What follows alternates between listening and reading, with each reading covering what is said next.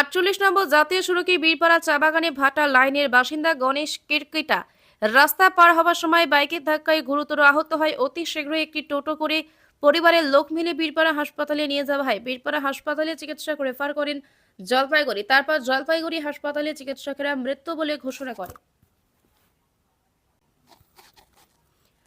48 নম্বর জাতীয় সড়কে বীরপাড়া চা বাগানে ভাটা লাইনের বাসিন্দা গণেশ কেরকেটা রাস্তা পার হওয়ার সময় বাইকের ধাক্কায় গুরুতর আহত হয়। অতি শীঘ্রই একটি টোটো করে পরিবারের লোক মিলে বীরপাড়া হাসপাতালে নিয়ে যাওয়া হয়। বীরপাড়া হাসপাতালে চিকিৎসক রেফার করেন জলপাইগুড়ি। তারপর জলপাইগুড়ি হাসপাতালে চিকিৎসকেরা মৃত্যু বলে ঘোষণা করে।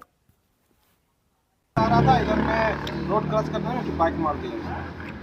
कौन जगह में हुआ था एक्सीडेंट? ये आपको पार्क के गेट के सामने कितना बजे का घटना लगभग? इसी पौने छः बजे सर। जो आदमी एक्सीडेंट हुआ था उसका नाम आपको पता है क्या? नाम तो मालूम नहीं है। आपका नाम? हमारा नाम मंटू।